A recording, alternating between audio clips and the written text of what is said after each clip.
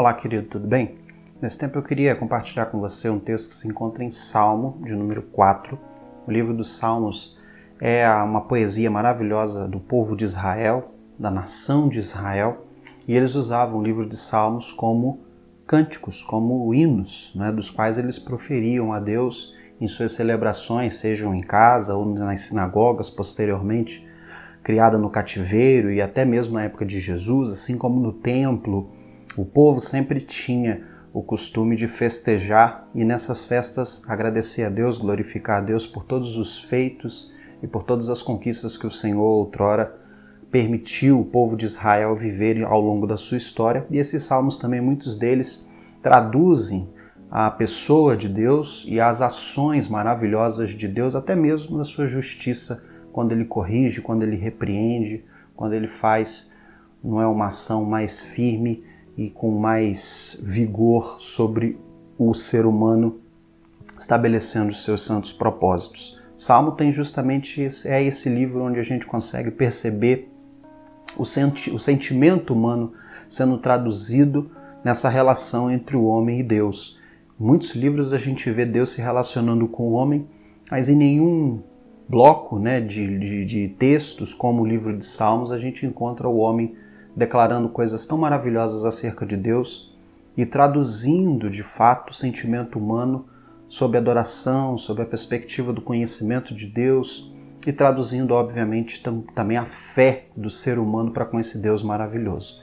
E por isso ele é um livro que se aplica tanto à nossa vida e nos traz tantas verdades e enche o nosso coração de contentamento, de paz, de confiança quando a gente faz as leituras e a gente faz meditações no livro de Salmos. O salmo que eu queria compartilhar com você é o salmo de número 4, um salmo de Davi. Importante lembrar que Davi viveu mais ou menos ali no ano 1000 a.C., então o salmo é datado mais ou menos por essa data. E lembre-se que Davi escreveu 73 salmos. Davi foi do livro de salmos que a gente tem 150, Davi escreveu 73, ou seja, Davi escreveu uma grande parte do livro de salmos é dado a Davi e a outros autores menores. O texto diz que no capítulo 4, no salmo de número 4, a partir do verso de número 1, um salmo de angústia, um salmo de aflição, E a gente vai estar estudando esse salmo e fazendo uma reflexão interessante em cima disso. O texto diz assim: Ó Deus da minha justiça, responde-me quando clamo. Alivia a minha angústia, tem misericórdia de mim, ouve a minha oração. Ó mortais, até quando convertereis a minha glória em vexame? Até quando amareis o que é fútil e buscareis a mentira? Sabei que o Senhor distingue para si o piedoso. O Senhor me ouve quando clamo a Ele. Na vossa ira não pequeis, consultai o coração no travesseiro e aquietai-vos. Oferecei sacrifícios de justiça e confiai no Senhor. Muitos dizem: quem nos mostrará o bem? Senhor, faz resplandecer sobre nós a luz do teu rosto. Enche o meu coração de mais alegria do que sentem os que têm cereal e vinho à vontade. Em paz me deito e durmo, porque só tu, Senhor, me faz com que eu viva em segurança. Ou em algumas versões, só tu, Senhor, me faz repousar em segurança. O trecho que a gente leu fala justamente sobre angústia, E também faz um paralelismo aqui, em alguns contrapontos. E é importante entender que a poesia de Israel ela tem a característica do paralelismo, Por exemplo, o justo ele anda com Deus e ouve seus pais, mas o ímpio é vergonha de sua casa. Esse contraponto, às vezes no mesmo verso, a gente chama isso de paralelismo. Isso faz parte da poesia hebraica. A poesia do povo de Israel era escrita dessa forma. Também usavam muito o próprio alfabeto para iniciar os versos, também era uma forma de poesia, e também usavam muito a dramatização. Você vê, por exemplo, salmos como o Salmo 22, que usa-se muito de dramatização do sentimento, do comportamento, para fazer essa poesia. No texto que a gente leu, Salmo de número 4, Davi está falando sobre um coração angustiado. Mas o próprio texto oferece para nós explicações nas entrelinhas de como a gente pode vencer as angústias e as ansiedades no nosso dia.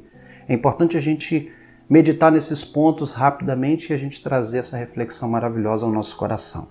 Primeiro ponto, Davi diz que Deus precisa ser a nossa fonte, o nosso anseio, a nossa busca para vencer a ansiedade e a angústia. O texto mesmo diz: ó Senhor da minha justiça, responde-me quando clamo, alivia a minha angústia, tem misericórdia de mim. A gente aprende que Deus é um Deus de cuidado. Na Bíblia você percebe que não há um Deus como o Deus realmente do povo de Israel, porque o povo de Israel tinha um cuidado maravilhoso, o sustento divino a todo instante durante a sua história. O que acontecera com o povo de Israel que trouxe prejuízos como cativeiro e serem as cidades destruídas e muitas vezes o povo ser subjugado, como na época dos juízes ou como nos cativeiros, aconteceu por causa da desobediência do povo. Não por causa de Deus, porque o Deus de Israel ele é maravilhoso, ele é um Deus de cuidado mesmo. Vale lembrar, por exemplo, que a nação peregrinou 40 anos no deserto. O deserto é um lugar inóspito, ou seja, difícil vida num lugar desse, não é? Por causa da variação climática. Por exemplo, um dos fatores que deixa o deserto um lugar onde não se nasce nada, ou se nascer acaba não conseguindo sobreviver. E o povo de Israel foi sustentado com o maná, ou seja, um pão que caía do céu, ou a gente acredita que mais precisamente uma espécie de cereal ou de cogumelo, alguma coisa do gênero, que caía do céu e alimentava a nação de Israel, e Deus fez isso brotar todos os dias durante 40 anos. Se Deus cuidou do seu povo dessa forma, o próprio Jesus diz: se o vosso Pai terreno sabe dar coisas boas aos seus filhos, imagina o Deus dos céus. Ele é um Deus maravilhoso que cuida de nós. A gente primeiro precisa confiar nessa verdade. Como o texto mesmo diz: alivia a minha alma e tem misericórdia de mim e ouve a minha oração. Deus é um Deus que está presente e de braços abertos a ter comunhão conosco, e a gente vai falar muito disso. Segundo ponto está no verso 3, que é quando a gente às vezes está angustiado, quando a gente às vezes está sobrecarregado, quando a gente está triste, a gente tende a fazer reflexões um pouco mais turvas, a gente tende a ter menos visão a respeito das situações que estão à nossa volta. Então o texto, no verso 3, diz: sabei que o Senhor distingue para si o piedoso. Ou seja, para a gente conseguir fazer na nossa vida avaliações, sabe? Fazer na nossa vida essas avaliações do que é certo e do que é errado fazer diante de Deus. Fazer avaliações e colocar a nossa cabeça no travesseiro, como diz, por exemplo, o verso 4, não é? Consultai o coração no travesseiro e aquietai-vos. É importante a gente perceber que Deus espera de nós justamente essa reflexão junto dele, né, em Deus e com Deus, essa reflexão onde nós consultamos a Deus em oração, em comunhão, para que a gente consiga ter discernimento e tomar as melhores decisões. Em momentos de crise são momentos onde decisões se tornam muito difíceis. Às vezes para a pessoa que está do lado de fora essas decisões são tão simples, mas às vezes para a gente, quando a gente está passando por uma dificuldade, essas decisões são tão difíceis. Mas Deus diz para a gente: olha, aquietai-vos, calma, não faça nenhuma besteira, não tome nenhuma decisão precipitada. Faça o que você compreende por meio de uma comunhão íntima comigo, que é certo, que é justo, que é amável. Porque o verso 3 diz: Deus distingue o piedoso. Ou seja, busque ser um piedoso diante de Deus. E o que é um piedoso? Piedoso é aquele que ama, aquele que perdoa, aquele que se compadece do seu próximo, aquele que vive em piedade, aquele que vive sendo de fato expressão de misericórdia da parte de Deus. Para com Deus, Deus não precisa de misericórdia.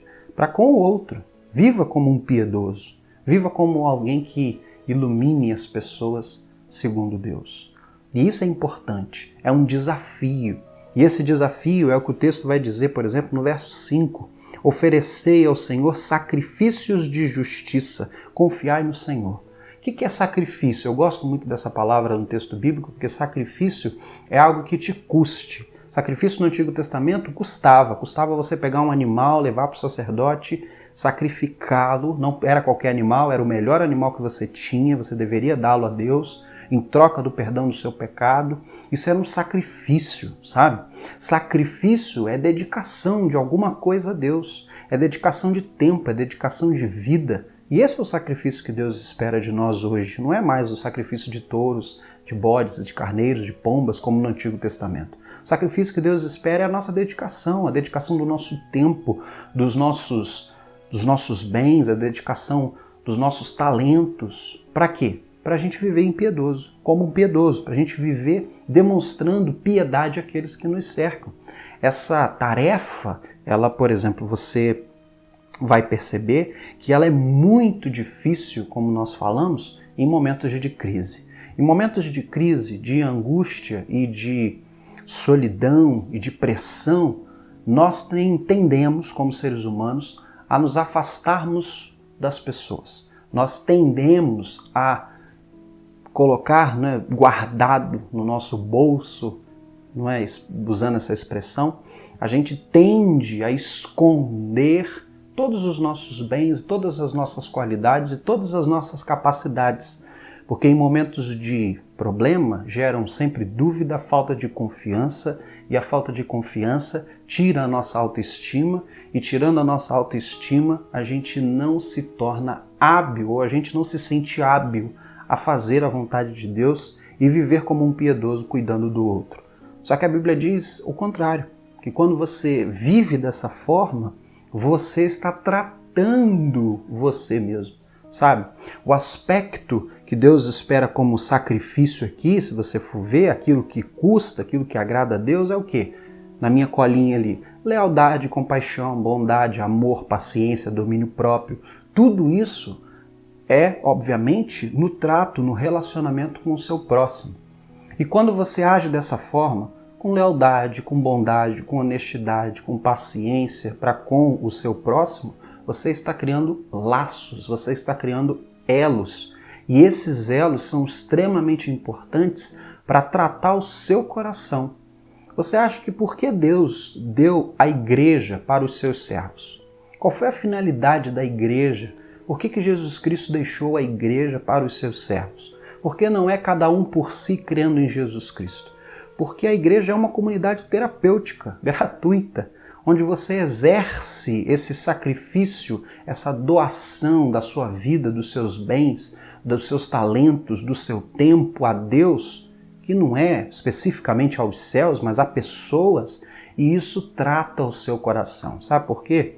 Porque uma das coisas que muito traz à nossa vida esse sentimento de angústia e esse sentimento de sofrimento, essa ansiedade, muitas vezes, o que está por trás disso é muitas vezes falta de autoestima e falta de sentimento de utilidade. Porque a gente, como nós falamos, a gente começa a se enclausurar e achar que nós não temos valor e que a nossa vida não serve para absolutamente nada. Tantas pessoas que muitas vezes até pensam em tirar suas próprias vidas imbuídas desse sentimento. Para que estar aqui? Qual é o valor da minha vida? E esquecem que a palavra de Deus em todo momento diz: a sua vida é muito importante, porque existem dons, talentos, capacidades que Deus deu a cada um especificamente, no contexto hoje, no nosso tempo da igreja, derramando o Espírito Santo, e o Espírito Santo derramando dons e talentos sobre a vida das pessoas. E essas pessoas, individualmente dentro da comunidade, elas são importantíssimas. Se elas se dedicarem de fato e sacrificarem esse sacrifício, que é um sacrifício maravilhoso, mas é um sacrifício, a doação daquilo que nós somos, daquilo que nós temos a Deus, isso trata o nosso coração, nos dá sentimento de utilidade e nos faz cada dia mais satisfeitos com a nossa própria vida e faz a gente compreender melhor por que nós estamos aqui. Estamos aqui, obviamente, para sermos a imagem de Jesus Cristo, e uma das coisas que Jesus Cristo fez acima de todas as coisas foi o quê? Servir ao outro. Outro ponto que precisa ser vencido nos dias de angústia e nos dias de dificuldade é o pessimismo. O verso 6 diz assim: quem nos mostrará o bem? Quem nos mostrará o bem? Ou seja, não tem ninguém fazendo o que é certo. Quem é que mostra para nós o que é bom e o que é correto? Muitas vezes, quando nós estamos em angústia, quando nós estamos ansiosos, quando nós estamos cabisbaixos, quando estamos vivendo períodos de tristeza, a gente tem dificuldade porque a gente sobrecarrega a nossa mente de pessimismo. E lembre-se, você é o que você pensa. Se você enche a sua cabeça de pessimismo, você não vai conseguir reagir proativamente para cumprir os planos de Deus e para sair desses momentos de crise. Então é importante que você entenda que você precisa encher a sua mente daquilo que é bom, daquilo que satisfaz você, e principalmente uma receita está no próprio texto. Quando ele diz assim, quem é que vai mostrar para a gente o bem? Ele diz, Senhor, faz resplandecer sobre nós a luz do teu rosto. O que é isso? Comunhão com Deus. O que nos trata é comunhão com Deus. Sabe por quê? Quando a gente começa a ter comunhão com Deus, leitura da palavra e oração, a gente começa a perceber a revelação de Deus, que é a própria palavra de Deus, sobre o próprio Deus que nós servimos.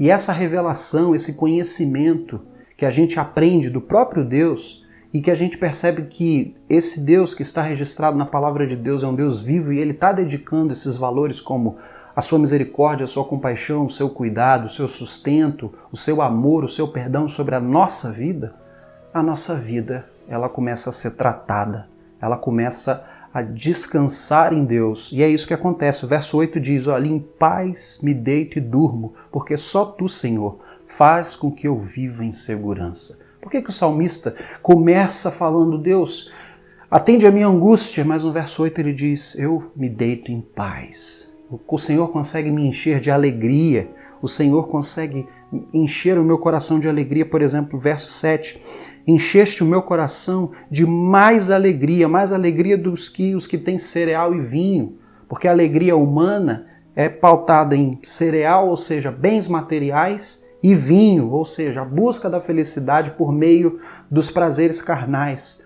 Mas a alegria que o Senhor concede é fruto da própria comunhão com Deus, da própria atuação do Espírito Santo em nós. Então, quando a gente tem comunhão com Deus, Deus trata o nosso coração, vai nos mostrando dele mesmo a nós, e isso vai fazendo a gente respirar, vai fazendo a gente perceber o quanto a gente é amado, o quanto Deus é maravilhoso, e a gente vai percebendo que textos como, por exemplo, nada pode nos separar do amor de Deus, nem fome, nem peste, nem altura, nem profundidade, nem o presente, nem o porvir, nem principados e potestades, nada pode nos separar do amor de Deus. A gente vai entendendo esses textos e isso vai trazendo paz ao nosso coração, entende? Que não é a nossa condição financeira, que não é a nossa saúde, que não é quem somos, que impede o amor de Deus de estar em nós e atuar em nós para a glória de Deus. E com essas verdades a gente consegue descansar a nossa mente e viver cumprindo os planos de Deus. Tenha comunhão com Deus e se sacrifique em fazer a vontade de Deus, saindo do casulo, mesmo que nesses momentos sejam difíceis a gente fazer a vontade de Deus. Fazer a vontade de Deus em alguns momentos da nossa vida é difícil sim, é o bem, é o correto, mas às vezes o nosso coração não está com aquela vontade, com aquela determinação de cumprir isso, porque estamos abatidos. Mas são esses sacrifícios de fazer o bem, de fazer o que é correto, de viver em piedade, de viver em comunhão com Deus, que trata o nosso coração e faz com que alcancemos uma vida de paz e uma vida onde a gente experimenta a plena comunhão de Deus e a gente consegue viver em segurança. Vamos orar? Deus, nós te agradecemos porque o Senhor é maravilhoso e pedimos que o Senhor, ó Deus, cuide da nossa vida e trate o nosso coração, porque dependemos do Senhor e não podemos viver sem o Senhor neste mundo, ó Deus. Sabemos que muitas vezes a angústia, a ansiedade, a tristeza toma conta da nossa vida, mas por meio da nossa dedicação, por meio da nossa entrega, por meio da própria comunhão do Senhor e a presença plena do Senhor em nós, revelando quem o Senhor é e mostrando, ó Deus, que nada tira o amor do Senhor da nossa vida, que isso seja, ó Deus, referência todos os dias para que a nossa vida tenha paz e segurança em nome de Jesus. Em nome de Jesus, querido, Deus abençoe sua vida e que você consiga vencer suas tristezas, suas ansiedades e seus temores, em nome de Jesus, pela comunhão com Deus maravilhoso e eterno. Deus abençoe.